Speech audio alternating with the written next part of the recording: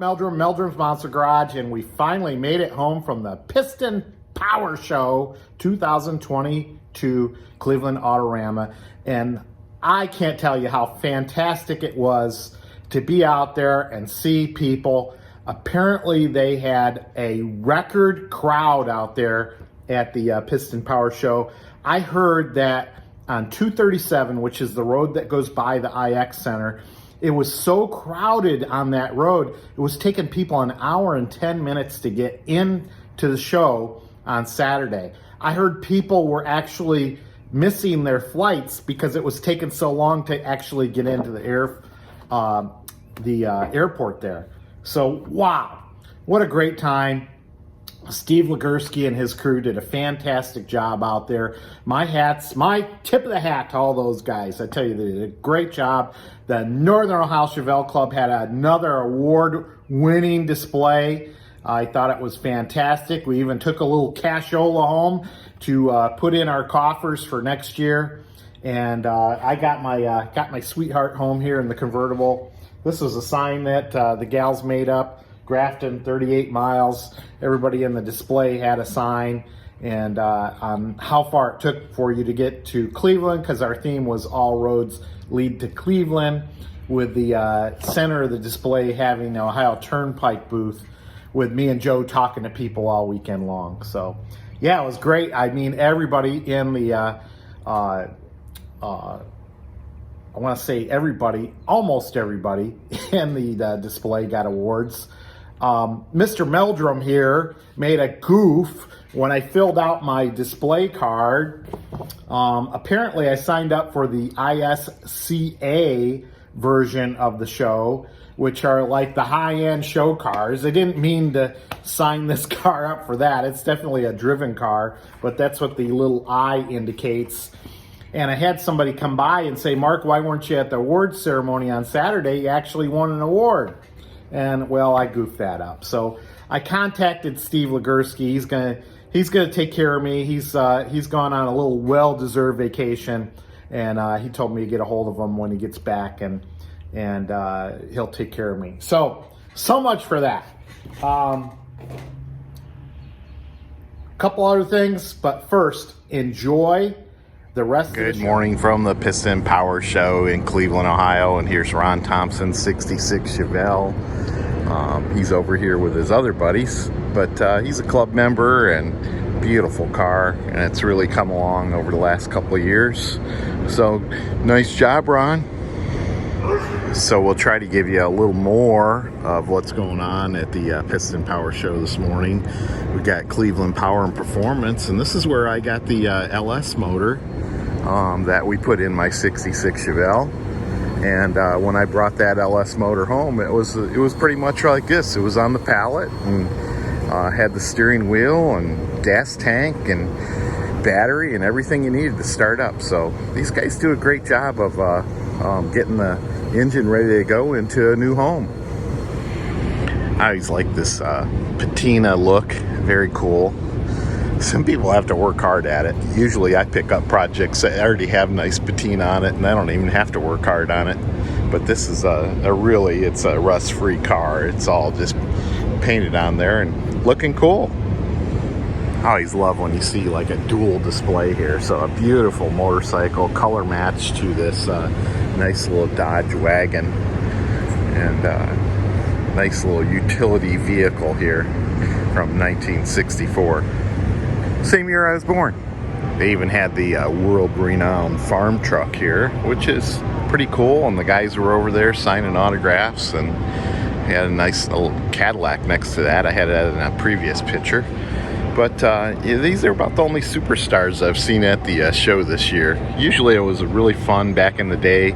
You know, Autorama would have all sorts of different people like Fonzie and Aaron Moran and I don't know, all sorts of people we used to see out here. We saw John Force one year. We saw Jay Leno one year. But they only had about 90 days to put this show together, so we'll give them a break this year. Boy, what a cool looking Corvette. I mean, the paint on this, I wish you were here to really see the paint on this. Just look at the sparkle. Look at the, as George and I like to say, oh, the glory of the color and sparkles and everything that's right with the world. Beautiful.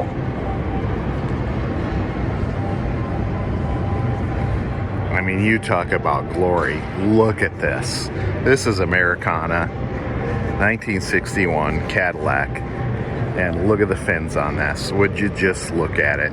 This car is absolutely gorgeous. It's on a turntable, all sorts of mirrors. They didn't miss one detail on this beautiful Cadillac from 1961. Just absolutely gorgeous. All right, now we're looking at a beautiful 1959 Cadillac. And if you go back in time before I was born, my dad worked for General Motors, and he would get cars, company cars, to take home. And my brothers tell me at one time, they had a 1958 and a 1959 Cadillac in the garage in our Elyria home. Can you imagine? From what I hear, they used just about every square inch of that two-car garage, and I can see why, because this thing is wide, it's long, it's beautiful, it's Americana. What? More cars downstairs? Well, let's take a walk down here and see what we see. I mean, I guess they were putting cars everywhere here at the Piston Power Show, and maybe not as many cars as we've seen in the past, but still a lot of nice cars. People have had a lot of time to get their cars ready, so it's pretty cool. I hear there's a 65 Pontiac down here that is just a die for, so I'm going to seek that out. Well, I think this is the 1965 GTO that Craig was talking about, and it is absolutely spectacular. I mean, the paint on this is just, I'm jealous. But, you know, when you have cars like this, you can't drive them anywhere. They are show cars, they're pieces of art, they're made to be appreciated, and I certainly appreciate all the detail and work that's gone into this car. I mean, it is absolutely beautiful. Looks like the family has dedicated this to Mike Marsico. So God bless you, Mike. You absolutely had one absolutely beautiful car. It's hard to give you an idea how immense this place is and how big it is, but you know, I decided to step back a little bit, just take a peek at everything, and it's just, this place is just absolutely huge. I hope they can continue to have the Piston Power Show here, and I've just always enjoyed my time out here, and there's talk of it possibly being reduced to smaller size rooms, and I just don't know how that would work out with getting all these cars in and out, but we'll see what happens in the future. Boy, I'm glad they put the hood down on this beautiful Firebird. It's just a Formula 400 with the scoops on the front, and I just think this looks absolutely fantastic. I always wanted a car like this. The other car I like is that convertible back there. You know, I'm a big Pontiac Trans Am guy. Still have our Pontiac Trans Am that I signed over to Josh, and it kind of looks like this white one. I'll go over and look at that. And of course, there's the beautiful 1978 Trans Am that they used to shoot Smokey and the Bandit, and this is just a gorgeous car inside and out. I can see old Burt Reynolds in this car, and then across the way is the white with the gold on the bottom. 19, let's see, wow, I think it's an 85, but I'm not sure. I think it's been redone. That bottom arrow looks like it's been added on at a later date. Let's go check this out a little closer. So this is an 85 Trans Am, but it's missing some of the decals on it, like Trans Am, and 5.0 liter, and there should be a stripe that goes right along the bottom there. But this car's nice. It's been restored, repainted. You know, it's hard to believe that you got to restore a 1985 Trans Am, because we've got one sitting in the garage and it doesn't need a bit of restoration work to it. It's just got a beautiful body on it. But hey, Nice car and a nice convertible here too. Also the same year. Beautiful. I'm doing good. Get a little video of your car here. She's not dressed properly. It looks absolutely gorgeous. I tell you, the veterans put on a real nice display here.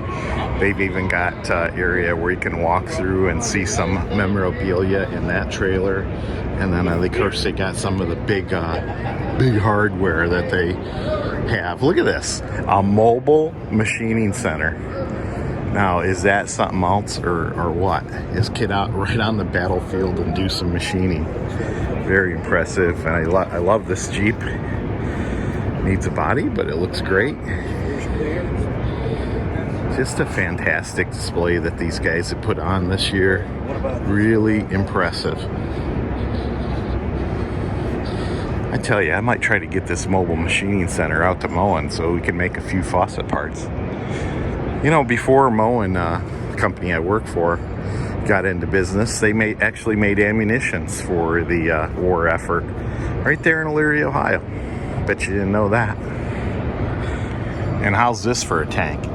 Not only could you use it as a tow truck, but you've got your own machine gun mounted right up there in case the enemy attacks you. Now, during World War II, my father probably ran machinery like this because he was in charge of going out onto the battlefield and basically getting the machinery that had broke down off the battlefield. And I bet you a machine like this would have made his job easier. So, very, very cool. I think these antique trucks and farm trucks and regular trucks, pickup trucks and what have you are really, really cool out here. Take a little closer look at these. Could you imagine working on one of these jobs all day? Look at this big cab over Peterbilt. Old truckers never die. They just have their Peter rebuilt. Used to, when I was growing up, had a truck driver as a neighbor, and he taught me a lot about mechanics. I always give him a lot of credit, Mr. Larry Cundiff. I always give him a lot of credit to kind of the engineer he turned out to be. I tell you, got to take a moment and thank all the car clubs that came out here. You know, I'm in front of the Rock and Roll Capital Street Machine Club right now, and I don't think if it was for the car clubs that came out here and did the setups, this show would not be as spectacular as it is. They had 90 days to put it together, and I think the show producer reached out to all the car clubs first and then said, hey guys, you know, how many cars can you get out here? And I think that's what really motivated everything to you know, get this Piston Power Show back on tracks and out here. We got a huge display of motorcycles that was very impressive, from antique motorcycles to, of course, the more modern motorcycles and of course all the motorcycle clubs and whatnot. You got big trucks out here and whatnot, so very cool. Let me tell you, the other person I give a lot of credit to on getting all my mechanical abilities was my neighbors, Paul Bateman and his father. And they just had all sorts of projects going on all the time, from motorcycles to home building, and just got me really interested in using my hands to make things beautiful. And Paulie would drag race, and he was quite a craftsman. He was a welder and passed away, I don't know, about a year and a half ago. Truly miss him. We used to call him Batman, and he had some very, very cool motorcycles. All right, hopefully you enjoyed that little tour around the iX 2022 Piston Power Autorama. It was a great time. And one of the things I had out there was this big poster board. And this is 68 to 72 Chevelle production numbers. Now, there are some numbers on here that are actually factual. For instance, they made 4,853 convertibles in 1972. But then they get into derivatives and statistical analysis based on how many engines they made and how many option codes they made. So there's no exact number out there that Chevrolet actually publishes for a number, but this gentleman, Mr. Carr, I believe it is, actually calculated out statistically, how many cars with different options. Now, this car came with a 350 4-barrel, still has the original motor, and apparently of the Malibu Sport Coupes convertibles, they made, statistically speaking, 670 of these cars. All the convertible build sheets I've seen for 72 have always had a C on the build sheet, which stands for customer build. So I think they were winding down the convertibles. I mean, 72 was the last year for a Chevelle convertible, and things were winding down, and they were thinking more and more about safety and whatnot, so they wanted to eliminate the convertible in the Chevelle line. So I think that's why most of the cars that I've seen have been customer ordered. They just didn't want to put too many out there. But a little cool fact from Meldrum's Monster Garage. Once again, hope you enjoyed my video, and don't forget to like, don't forget to subscribe, and we'll see ya!